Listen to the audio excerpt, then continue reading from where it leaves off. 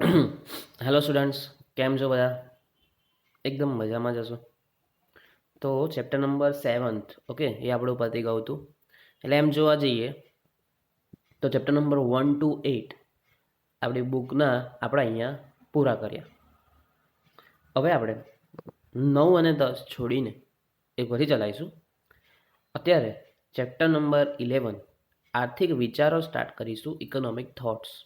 Okay, તો પહેલાં તો ચેપ્ટર વિશે સમજીએ કે ચેપ્ટરની અંદર આવશે શું.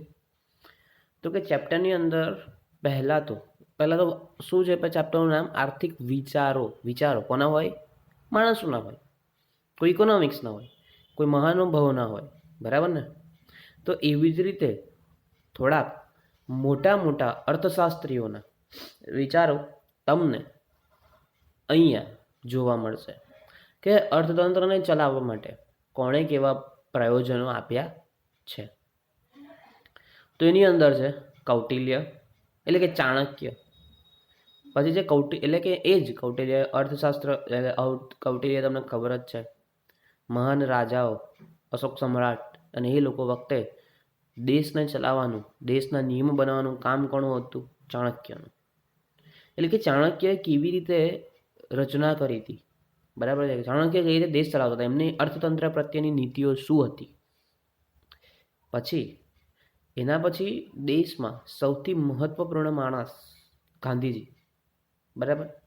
એમના વિશે પરિચય મળશે ચેપ્ટરમાં તમને. આપણો વિષય કયો છે? અર્થશાસ્ત્ર. એટલે ગાંધીજીની અત્યાર સુધી તમે ઘણી બધી વાતો અને ઘણા બધા પ્રસંગોને બધું જોયું હશે. બટ ચેપ્ટર નંબર 11મા ધોરણના, બરાબર, એમાં તમને ગાંધીજીના અલગ વિચારો, એટલે કે ગાંધીજી, એવું નથી કે ગાંધીજીએ જેટલી રાષ્ટ્રીય મતલબ આઝાદી અપાઈ, બધું સિમ્પલ ના કહેવાય, બટ એ અપાયું નહીં. એની જોડે જોડે દેશ ઉપયોગી ઘણી બધી વસ્તુઓનો તમને પરિચય કરાયો છે, દેશને આપ્યું છે. જેનો એક ભાગ છે ટ્રસ્ટીપણું. શું છે?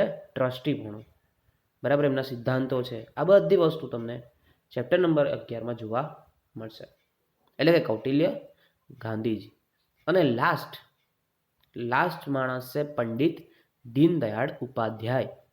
તમે વારે ઘડીએ ઘણી બધી વાર છે ને ઇકોનોમિક્સ બનતી વખતે આ મહાનુભાવનું નામ સાંભળશો કે ભાઈ પંડિત દીનદયાળ ઉપાધ્યાયના મતે.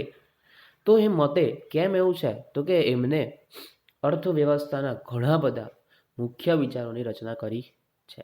એમને દેશ, દુનિયાને અને ઇન્ડિયાને વધારેમાં વધારે ઇન્ડિયામાં જે નિયમોની જરૂર છે, જે અર્થતંત્રની, કે જે અમુક વિચારો છે એમના, કે ભાઈ આના મતે આવું છે. આપણે નહીં કહેતા કે ભાઈ આના મતે આનો મતલબ આવો થાય. એવી રીતે એમના પણ અમુક વિચારો છે જે તમને ચેપ્ટર નંબર 11ની અંદર જોવા મળશે. તો ચેપ્ટર તરફ આપણે આગળ વધીએ તો કે પ્રસ્તાવના. માનવ જીવન અને માનવીની આર્થિક પ્રવૃત્તિઓ જેવી કે અર્થવ્યવસ્થાનું સંચાલન, ઉત્પાદન, આવક, વહેંચણી, રોજગારી, નાણું, વિનિમય, આર્થિક વિકાસ, બેન્કિંગ, આર્થિક અને પર્યાવરણીય સમસ્યાના ઉકેલ વગેરેના સંદર્ભમાં રજૂ થયેલા વિચારોને આર્થિક વિચારો તરીકે ઓળખી શકાય. માનવ જીવન અને માનવીની આર્થિક પ્રવૃત્તિઓ જેવી કે કઈ આવે? સંચાલન કેવી રીતે કરવાનું, એટલે પ્રવૃત્તિઓ એનું સંચાલન, એનું એન્ટરપ્રેન્યોરશિપ, ઉત્પાદન, પ્રોડક્શન કેવી રીતે કરવાનું, વસ્તુઓની ઉત્પાદન કેવી રીતે કરવાની, આવકની વહેંચણી કેવી રીતે કરવાની, રોજગારીનું જે સર્ક્યુલેટ છે શેના પર ડિપેન્ડ કરે? તમારા અર્થતંત્ર પર ડિપેન્ડ કરે, તમારા પ્રોડક્શન પર ડિપેન્ડ કરે, તમારા સંચાલન પર ડિપેન્ડ કરે છે કે તમારા દેશ કે જે તમે સંચાલન કરો છો કે લોકોને દરેકને નોકરી મળી શકે. નાણાંનો પુરવઠો. અત્યાર સુધીની સૌથી આપણે જો ઇમ્પોર્ટન્ટ વાત કરીએ કે નાણું કેમ ઇમ્પોર્ટન્ટ છે, તો તમે જોયું હશે કે મોંઘવારીની વાતો કરતા હોય લોકો, તમે જોયું હશે મંદીની વાતો કરતા હોય લોકો. એટલે કે મોંઘવારી અને મંદી આ બંને કોના પર ડિપેન્ડ છે? શેના પર નભે છે? તો કે આ પડે છે નાણાંના પુરવઠા પર. જો માર્કેટની અંદર નાણાંનો પુરવઠો સ્પીડમાં વધવા માંડે છે કે સ્પીડમાં ઘટવા માંડે છે, એનાથી અર્થતંત્રને બહુ મોટી અસર પડી શકે છે. એટલે કે નાણાંનો પુરવઠો વધારે હોય તો દેશ દુનિયામાં મોંઘવારી સર્જાય છે. અને નાણાંનો પુરવઠો જરૂર કરતાં ઓછો હોય તો મંદી આવે છે. એટલે કે નાણાંનું સંચાલન કરવું, નાણાંનો ઉપયોગ કરવો એ પણ બહુ ઇમ્પોર્ટન્ટ વાત છે. પછી છે બેન્કિંગ, આર્થિક વિકાસ, તમને બધું ખબર જ છે, બરાબર. હવે આગળ જોયું કે વિશ્વના દરેક દેશના અર્થતંત્રના સંચાલન, ઉત્પાદન, આવક, ખર્ચ, વહેંચણી અને આર્થિક સમસ્યાઓના ઉકેલ જેવી અનેક બાબતોના સંદર્ભમાં ઘણા વિચારકોનો પ્રભાવ જોવા મળે છે. જેમ કે અંડરલાઈન કરી દેજો, એડમ સ્મિથના સંપત્તિના અર્થશાસ્ત્રમાં ભૌતિક સંપત્તિ, ઉત્પાદન, વહેંચણી, વપરાશ અને વિનિમય અંગેના આર્થિક વિચારો, બરાબર. આપણે તમે ભણી ગયા ચેપ્ટર નંબર 1 અર્થતંત્રમાં અથવા અર્થશાસ્ત્રમાં વિચારો આવતા ને, અર્થશાસ્ત્ર વિષયનો વિષય પ્રવેશ, યસ, આવું ચેપ્ટર નંબર 1 હતું. એમાં એડમ સ્મિથ, બરાબર, અર્થશાસ્ત્રના પિતા, બરાબર, વેલ્થ ઓફ નેશન્સ નામની બુક લખેલી, બરાબર. એમની અંદર કેટલી બધી વસ્તુ સમજાવી હતી, ઉત્પાદન, વહેંચણી, વપરાશ, વિનિમયના વિચારો રજૂ કરેલા. એ રીતે પ્રોફેસર આલ્ફ્રેડ માર્શલ પણ આવતા હતા, યાદ હોય તો. માનવ કલ્યાણને લક્ષ્યમાં રાખતા આર્થિક વિચારો કોણે આપેલા? આલ્ફ્રેડ માર્શલે. સંપત્તિને લગતા કોણે આપેલા? એડમ સ્મિથે.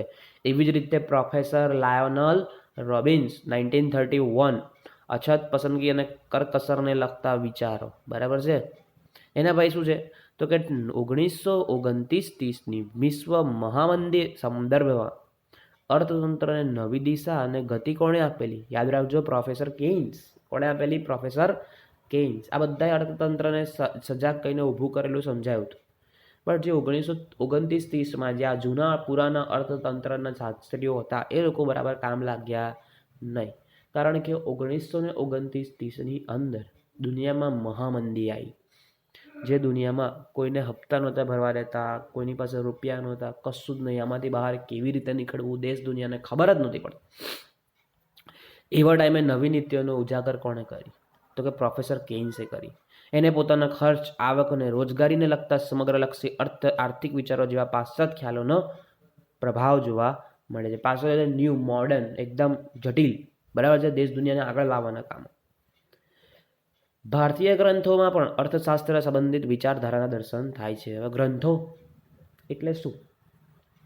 તો કે આજકાલના નથી, એ 200-500 વર્ષ જૂના અર્થતંત્રની વાત ચાલે છે.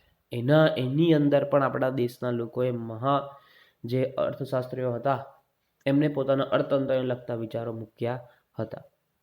જેમ કે મહાભારતના શાંતિ પર્વ, મનુસ્મૃતિ, શુક્રનીતિ અને કામંદકીય નીતિસાર જેવા ગ્રંથોમાં, યાદ રાખજો કયા કયા છે ચોપડા એટલે ગ્રંથો, તો કે શાંતિ પર્વ, મનુસ્મૃતિ, શુક્રનીતિ અને કામંદકીય નીતિસાર જેવા ગ્રંથોમાં ભારતીય વિદ્વાનોએ આર્થિક બાબતો અંગે પોતાના વિચારો રજૂ કર્યા છે. આ આર્થિક વિચારોનો ધર્મ, તત્વજ્ઞાન અને નીતિશાસ્ત્ર સાથે ઘનિષ્ઠ સંબંધ જોવા મળે છે. આ બધી આર્થિક વિચારધારામાં ચાણક્યના કૌટિલ્યનું અર્થશાસ્ત્ર ગ્રંથનું અગ્રસ્થાન છે. હવે આ બધાએ પોતાની નીતિઓ બહાર આપી, બધું જ બેટર છે. બટ આમાં બેસ્ટ કોણ છે? ભારતીય અર્થતંત્ર લખવામાં, ગ્રંથો લખવામાં સૌથી બેસ્ટ વિચારો કોના હતા? તો કે કૌટિલ્ય. અને એને પ્રોપરલી, કૌટિલ્યજીએ છે ને પ્રોપરલી જ પોતાના પુસ્તકનું નામ શું આપી દીધેલું? અર્થશાસ્ત્ર. એટલે આપણે વિષય, આપણે અત્યારે કયો સબ્જેક્ટ ભણી રહ્યા છે? અર્થશાસ્ત્ર. તો તમને ખબર જ છે કે સૌથી બેસ્ટ બુક કોની હશે? કૌટિલ્યની હશે.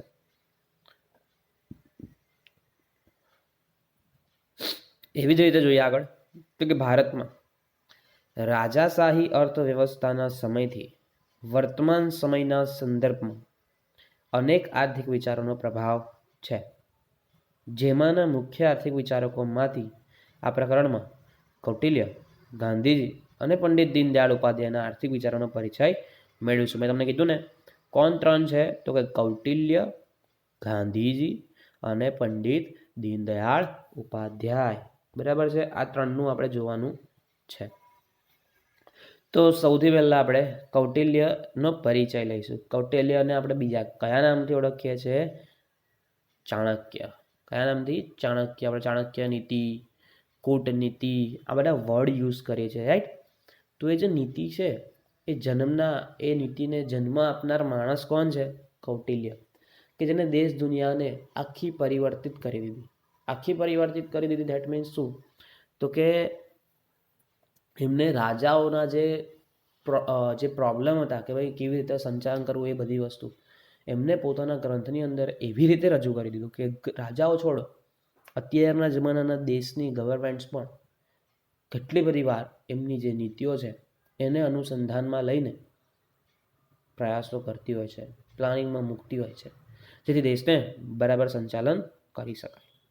તો તમને બધાને ખબર છે, એક મહાન રાજા ઉત્પન્ન કરનાર, રાજાના પુત્રને રાજા નથી બનાવ્યો, એક મહાન રાજાને ઊભો કરનાર, દેશ સામે લડાવનાર, બરાબર છે, મહાન નીતિજ્ઞ, કૂટનીતિજ્ઞ કોણ હતા?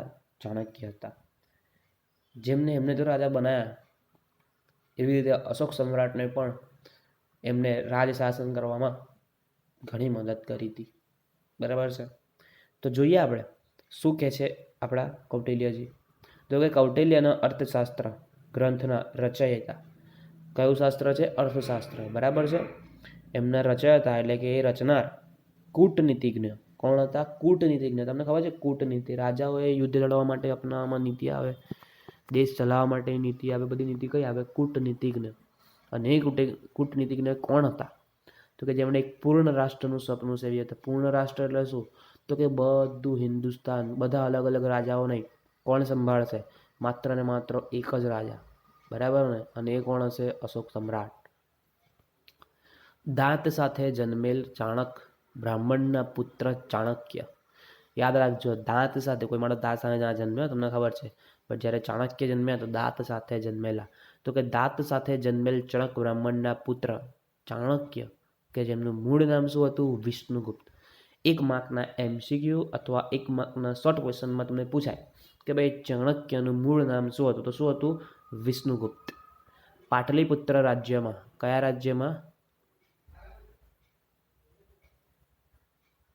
એક જ મિનિટ. કયા રાજ્યમાં?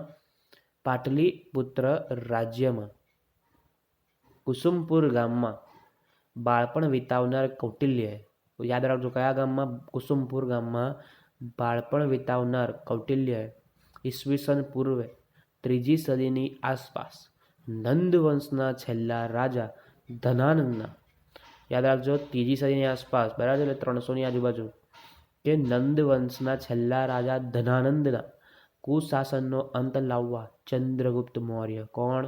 ચંદ્રગુપ્ત મૌર્ય. તમે જોયું હશે વચ્ચે એક સિરિયલ બહુ ફેમસ થઈ હતી, ડેલી સોપ, જે લોકો તમે જુઓ છો, બરાબર, એક સારી સિરિયલ આવતી હતી, બધા બહુ એમનું વખાણ કરતા, તારક મહેતા જેવું છે, એ રીતે એની પણ બહુ જ પ્રશંસા થઈ હતી. એ રીતે ચંદ્રગુપ્ત મૌર્ય, બરાબર, અશોક સમ્રાટ હતી, પણ ચંદ્રગુપ્ત મૌર્યના ફાધર કહી શકો, કે બળે ધનાનંદ નામનો એક રાજા હતો. અત્યારે પણ એની ઘણી બધી સિરિયલ ને બધું આવે છે, કે ધનાનંદ પોતાની કુખ્યાત નીતિઓથી ફેમસ હતો. બરાબર છે. તો એ ધનાનંદનો અંત કોણ લાવ્યો? ચંદ્રગુપ્ત મૌર્ય. અને એમને જીતાડવામાં સૌથી મોટા શાસન કોણે આપેલું? તો કે આપેલું આપણા ચાણક્યએ. કેમ? તો કે નૈતિક મૂલ્યો પર આધારિત મજબૂત અર્થશાસ્ત્રવાળા સુસમૃદ્ધ રાષ્ટ્રની રચના માટે પ્રબળ પુરુષાર્થ કરેલો બંને જણાએ સાથે મળીને. કઈ કઈ વસ્તુ ધ્યાનમાં રાખેલી ચાણક્યએ? તો કે રાજનીતિ કેવી હોવી જોઈએ, કાયદો કેવો બનાવવાનો દેશ માટેની અર્થનીતિ કેવી હશે, કુશળ વહીવટ કેવી રીતે કરવો, કરનીતિ કેવી હશે, સમાજ વ્યવસ્થા કેવી હશે, વેપાર કેવી રીતે કરવાનો, ખેતી અને ઉદ્યોગ, આ બધી વસ્તુઓનો સૂક્ષ્મ અભ્યાસ કર્યો અને અર્થશાસ્ત્ર જેવા વિશિષ્ટ ગ્રંથની રચના કરી, જેને કૌટિલ્યના અર્થશાસ્ત્ર તરીકે પણ ઓળખવામાં આવે છે. ઓકે, ચલો આટલી વસ્તુ ખબર પડે તમને. અને આમાં પણ કોઈ ડિફિકલ્ટી હોય, હવે આપણે આગળ કૌટિલ્ય વિશે આગળ જોઈશું. બરાબર છે. આમાં ના સમજ પડે તો તમે મને કોલ કરી શકો છો. Okay, good day.